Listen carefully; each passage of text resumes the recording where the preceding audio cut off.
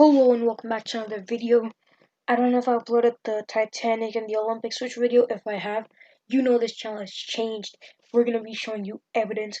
The uploads are going to be less frequent because of the research and everything that I have to do. But I'm still going to be uploading. So yeah, let's get into this epic thing we're going to be doing. We're going down a rabbit hole. Last time it was a conspiracy. This time it's a rabbit hole. I hope you guys like rabbit holes. Everybody likes rabbit holes, right? I don't know, can you see it? The strange, unsolved disappearance of Brianna Maitland. This case is creepy. Now, there's a lot of disappearances, we get that, but it's just that it's a long read. As you read it, you'll understand what I'm saying. Brianna Alexandria Maitland, last seen at a dishwashing job at the Black Lantern Inn, located in Montgomery, Vermont, sorry if I butcher the names, between 11:20 p.m. and midnight on March 19, 2004, vanished while on her way back home. Before she left, her coworkers asked her to stay and have dinner with them, but she declined their invitation as she was tired, but had to go home to where she lived with a childhood friend, Jillian Stewart, in Sheldon, Vermont, as she had to get up early for her second job as a waitress in St. Albans, Vermont. However, she never made it back home. By all accounts, she was alone as she left to head home. Earlier that day, Brianna took an exam to receive her GED. Afterwards, she and her mother went out for lunch to celebrate. At the time, her father, Bruce, was in New York working. Her mother, Keely, or Kelly, I don't know how you say it, recalled her daughter being in good spirits, even discussing plans of attending college with her. After lunch, the mother and daughter spent the rest of the afternoon shopping and running errands. At one point, while waiting in the checkout line, Kelly, I don't know how you say it, I'm just gonna say Kelly, said something caught her daughter's attention. Brianna told her mother that she had to leave and will be back shortly. Leaving the store, Kelly completed her purchase and met her daughter in the store parking lot. Kelly recalled how her daughter seemed unnerved, shaken, and agitated. Upon seeing her, Brianna told her mother that she needed to return home and prepare for a shift at work later that day at the Black Lantern Inn. Not wanting to pry, Kelly never asked Brianna what was bothering her at that moment, dropping her off at Stewart's house between 3:30 p.m. and 4 p.m. This was the last time Kelly would see her daughter. When she didn't arrive back at the house, Stewart assumed that she had moved back in with her parents and her brother in East Franklin, Vermont. On March 23rd, 3 days later, she called Brianna's parents asking them about Brianna, and it was then that everyone realized that she was missing.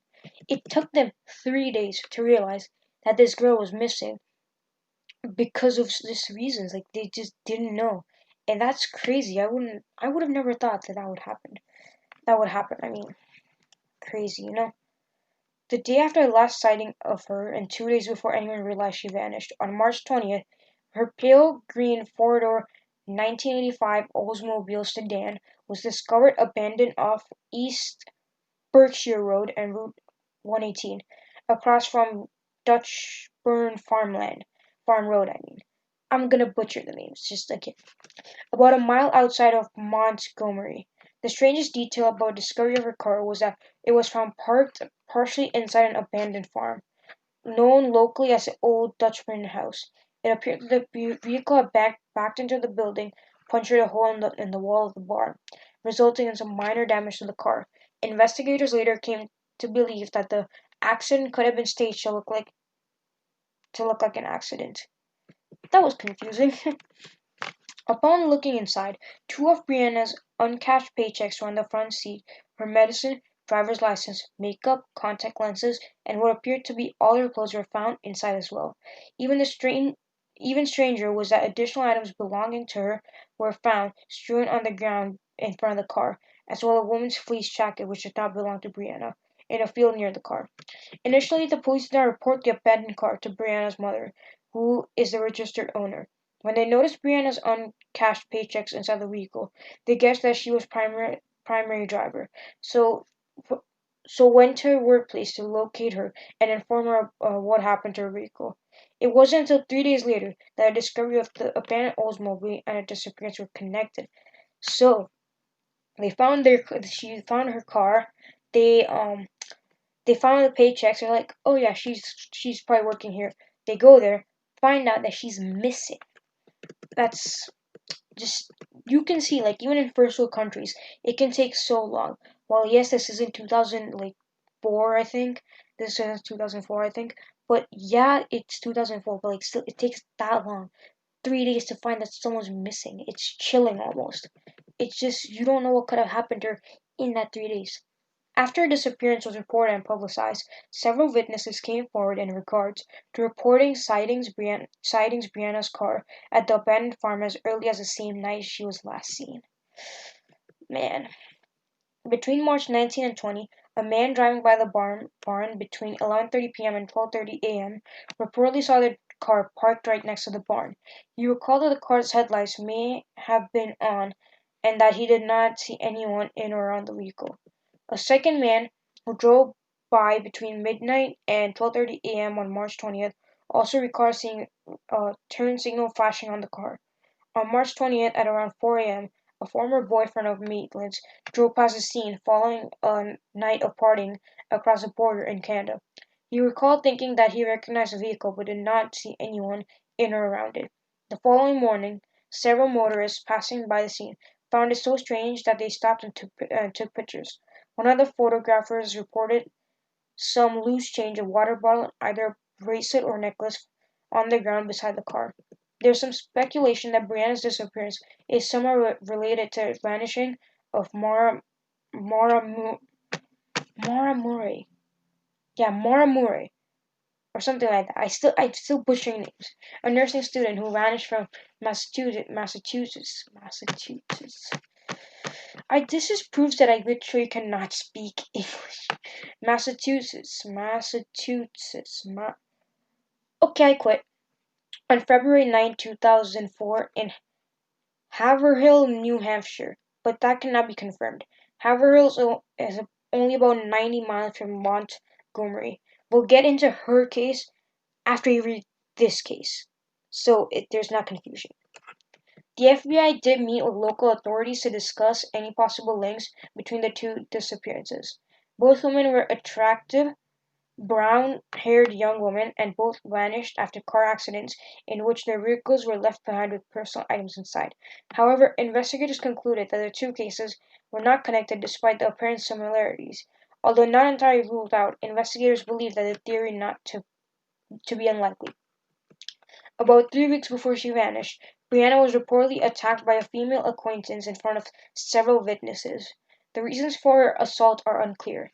Re- Reportedly, Brianna did not try to defend herself even with several years of martial arts training under her belt.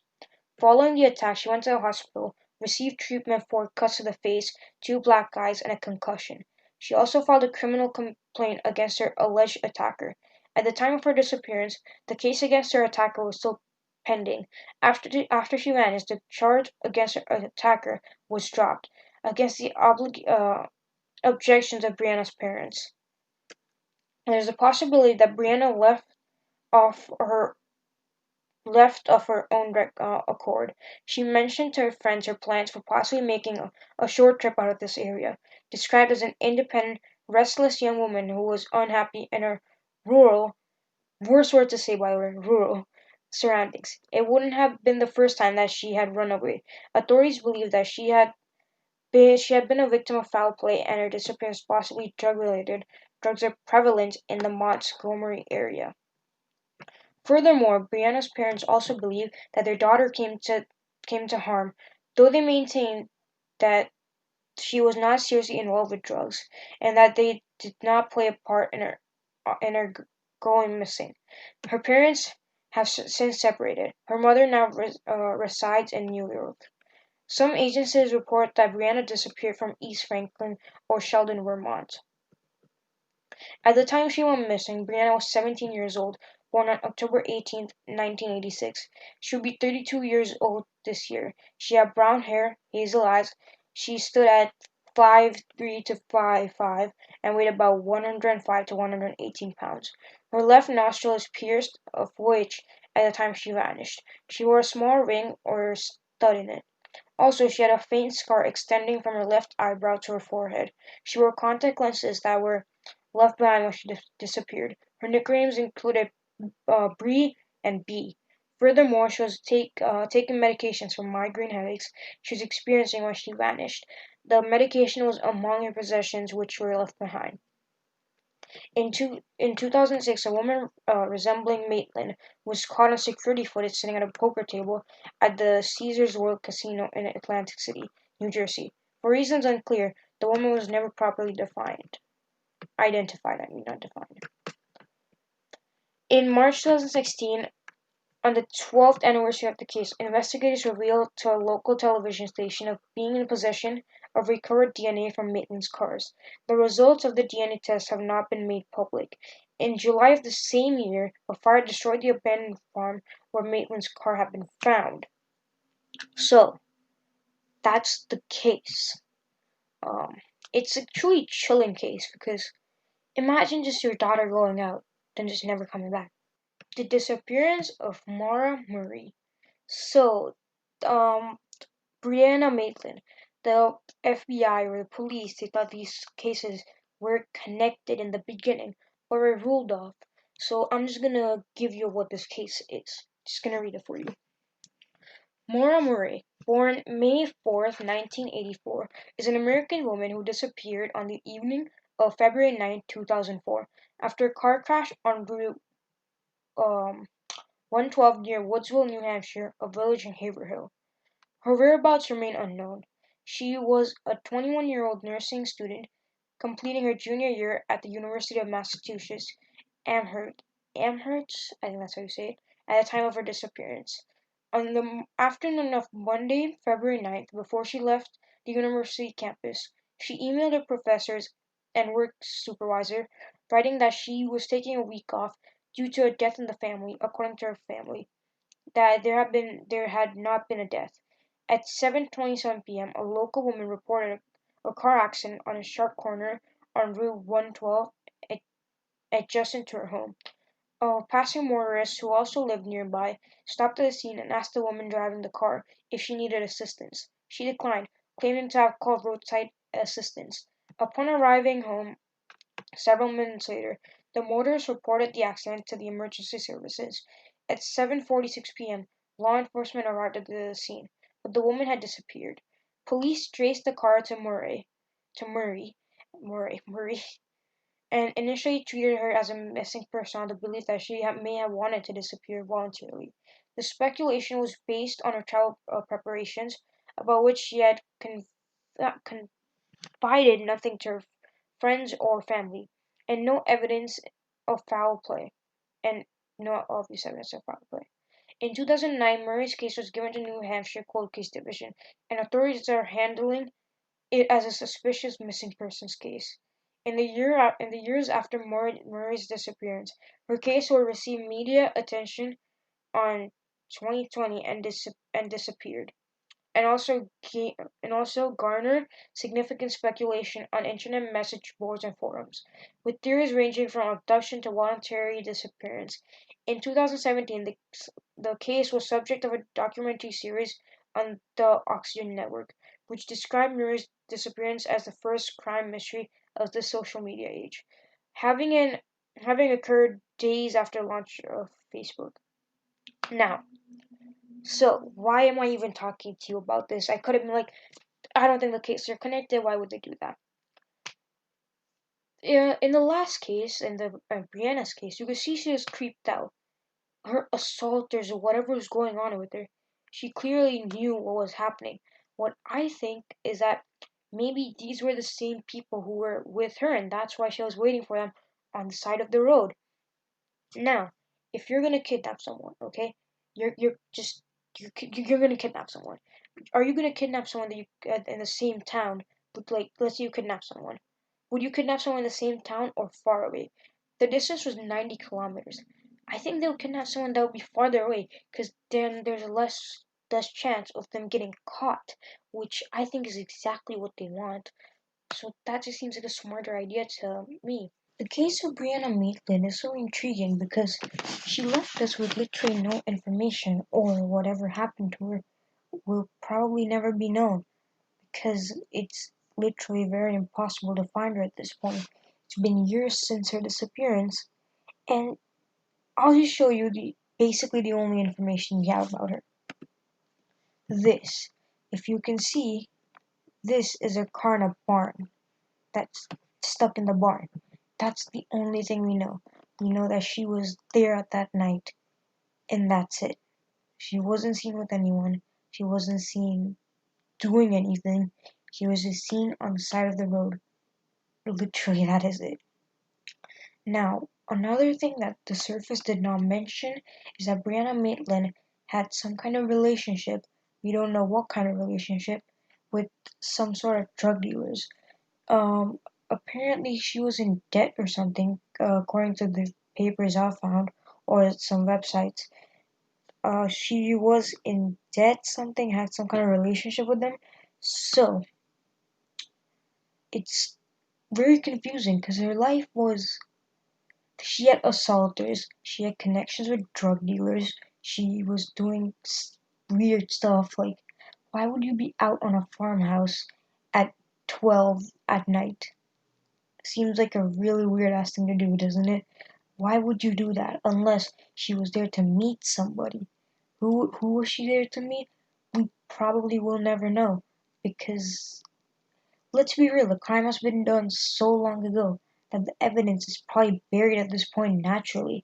The killer wouldn't even have to, even if she is dead, by the way, I'm just saying, she might not be dead, but we don't know. Like, I think her family, let's say somebody is gone for 14 years, you just count them as, yeah, they're dead, right? Like, what else can you do, really? What else? So, with that being said, will we ever find her? Is there really any concrete proof that she's still alive? Is there any concrete proof that she's still dead? These are questions that are never going to be answered because it's been so long since her disappearance. But that doesn't mean we can't theorize. So let's get into the theories of what happened to Brianna Maitland. So, just these are my theories. I'm not saying I found these all over the internet. These are what I'm making because I believe in these. These are things that legitimately could have happened. I'm just throwing it out there with all the information I have. So, number one, she was there to meet someone. This person she was there to meet had some bad, like, she wanted to do something bad to her. That person did it. That's one theory. That person could have been anyone. That person could have been anyone from a drug dealer to her assaulters to just someone we don't even know of that hasn't come up in an investigation right now. We just, if that theory is true, we will never know who that person truly is. Theory number two, she had some debt. So this is on the first theory, but it's building onto that. It's going more into detail. She had some kind of debt to the drug dealers. They killed her, they did something to her, which would make sense since it's proven that she did have a relationship with these drug dealers. So that could have been easily possible that she just screwed up. You know, people screw up. Now, the third theory has a little more evidence to it. So, the third theory is that she was kidnapped, taken somewhere, we don't know who, but she was taken to a farmhouse, and or reportedly, I'm saying, someone heard screams at that farmhouse near the restaurant she worked at. It was like 15 minutes away. That possibly could have been where they took her. Maybe the drug dealers, maybe some random person, maybe assaulters, you don't know. The fourth and final theory is by her own family. So her mother, Keely, apparently had done some bad things. She had been in for beating up people. So Brianna had filed assault charges on her own mother. And Keely could have possibly murdered her to get out of those charges. Now I know what you're saying. Really, like for murdering, just why would you murder someone for assault charges? I know it's crazy, right? But we can't rule it out. People do some dumb stuff sometimes. It's honestly stupid how dumb people can be, but that's like four theories that actually make sense. The others are like, oh, she was at the right place at the right time to be kidnapped. That's the only other theory from that. And I don't think that makes as much sense because number one, you're in not a populated part of town. Why? There's a really low chance of that. And just just random disappearances don't happen in towns like that. They don't because everybody knows each other. So there's a high chance that it was someone she knew that did this to her. And yeah, those are four theories. These are like we will probably never know what happened to her. She's long gone. She just is. Unless her remains are found, it's impossible to find out who did it. Even if her remains are found, it's still impossible to find out who did it. If they're not found, it's still impossible to find out who did it. It just is. It's been such a long time. Just remember, she went missing in 2004. It's 2020 right now, 2020. It's been 16 years. She's still classified as a missing person. Like, her family might never get closure because it's just too late. And with that, I'm gonna leave you with this end. She's probably gone forever. Brianna Maitland will probably never be found.